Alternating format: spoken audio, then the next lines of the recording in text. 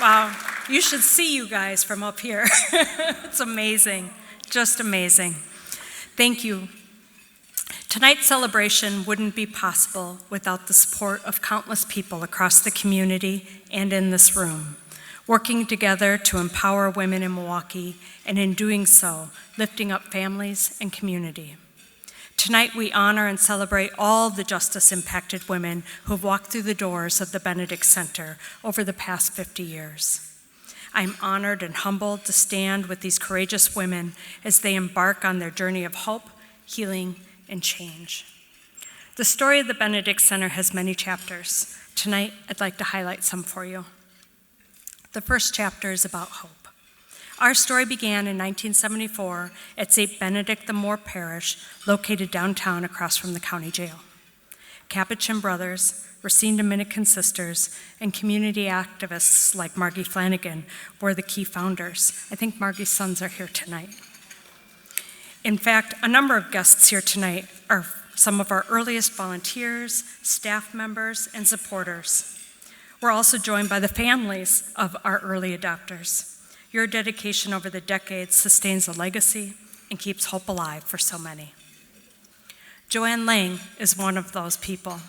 In 1975, she began her 15-year tenure as education counselor for the Benedict Center. I asked her to share some memories with me from the earlier years, and she told me how Sister Rita Martin visited the jail and saw women languishing without hope. She wrote a federal grant to fund some of the first programming for women in the jail. Those programs focused on education, employment, and activities to help women propel their lives forward during and after incarceration. But progress was not easy for women then, nor is it today. Joanne told me about a student who didn't show up for class one day. They came to learn that the night before, her abusive partner had beat her up and destroyed the apartment.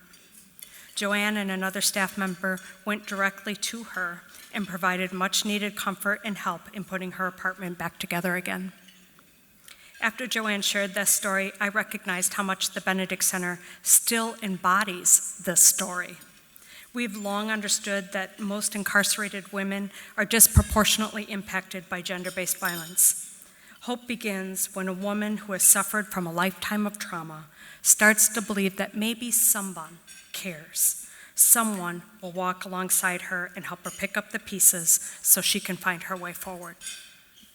In 1991, a dedicated group of volunteers, including Rosemary Cavalluzzi, Jeanne Hoy, Betty Dreyer, Ann Luber, and Margie Flanagan, and probably many more, showed how much they cared by forming an auxiliary group called the Friends of the Benedict Center. Without their support then and now, we would not be where we are today.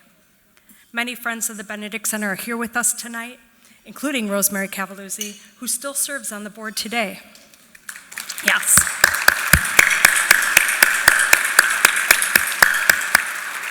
I want to give a special thanks to the Friends of the Benedict Center and their families for continuing to plant those seeds of hope. That brings us to our next chapter, healing. The Benedict Center is a pioneering agency in developing innovative solutions and critical services to help women begin to heal so that they can build healthier and safer lives. A visionary woman named Donna Hippis led the way, applying the latest evidence-based, gender-specific methods and a whole lot of love into our services as the founding director of 3 of our programs. She continued to innovate new ways to respond to the needs of women. For instance, in 2011, Donna envisioned a new way to reach women in the street-based sex trade, bring the services to them before they are arrested. She knew we could improve their safety and well-being by focusing on their human dignity and healing process rather than criminalization. Once a week, in a space donated by Reformation Lutheran Church on 35th and Garfield, Donna brought a home-cooked meal to the women and facilitated a support group.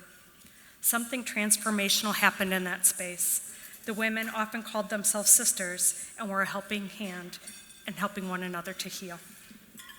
With support from many of you, including the Sister South Faith Collaboration, the Benedict Center grew the Shoestring Project into a full-time sisters program, now reaching hundreds of women across the city. It's a model that's garnered local and national recognition. Yes.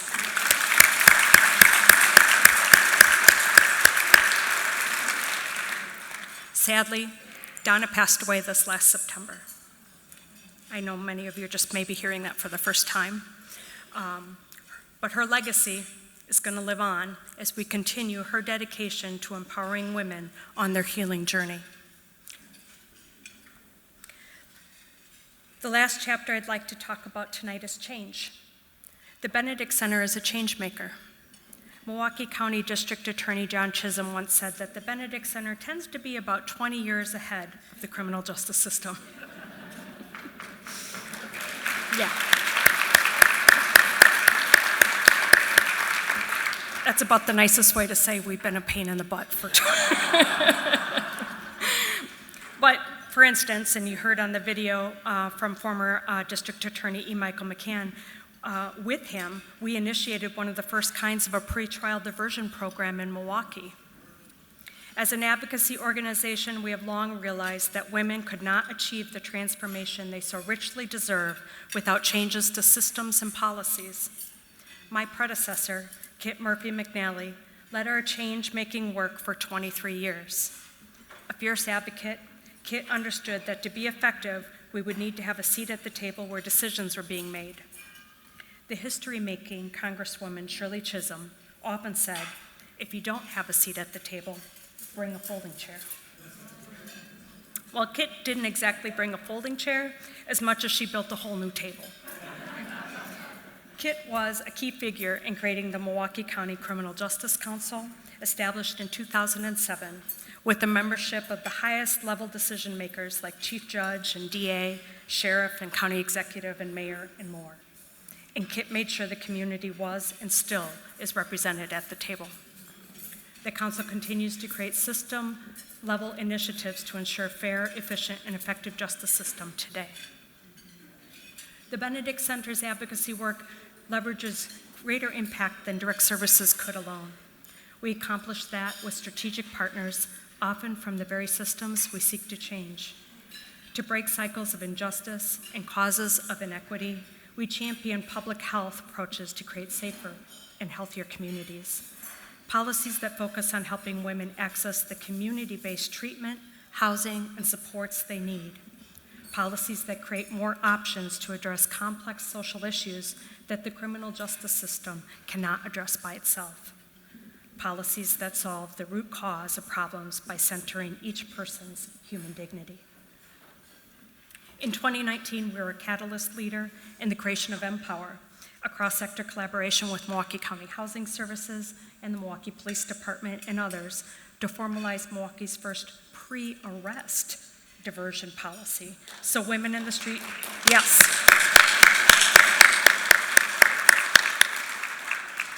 What that meant and means is that women in the street-based sex trade can be referred to housing first and harm reduction services instead of arrests.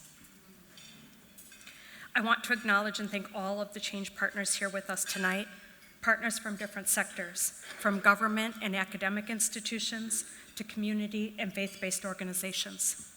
As the African proverb goes, if you want to go fast, go alone. If you want to go far, go together. Well, friends, we've covered the chapters of hope, healing, and change from our origins to the present.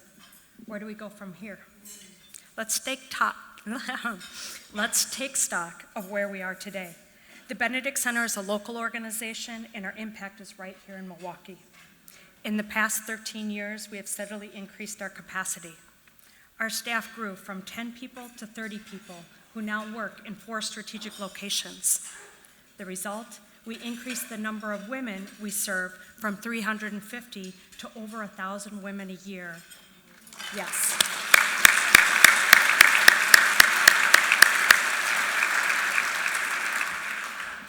And it's not just that we're serving more women, we're also providing a deeper set of services for each woman to ensure her long-term success. When I considered all the people and organizations that have made the Benedict Center what it is today, I realized that altogether, we are really a village. And as a village, we have accomplished a great deal in the past 50 years. That is worth pausing, reflecting, and celebrating.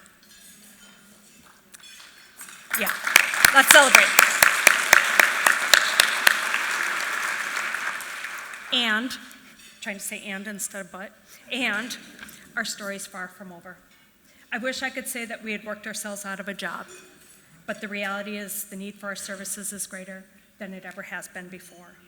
The Benedict Center has a proven track record of bringing innovative solutions to the table, and we are the leading experts in providing advocacy and services for justice-impacted women. That means we are ready to rise to the challenges of today and tomorrow. So imagine, if you will, we are a Benedict Center village. As a village, imagine if we invested in our services so that we could expand, reaching even more women who need our support. As a village, imagine if we could empower more women with lived experience to lead the way forward by lifting their voices and giving them seats at the table to shape the best ways we can support women and families. Yeah.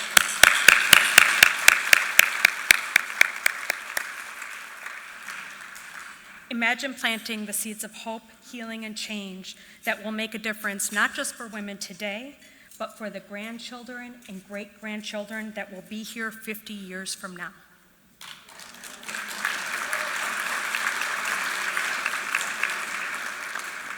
And now, let's not just imagine it, let's do it.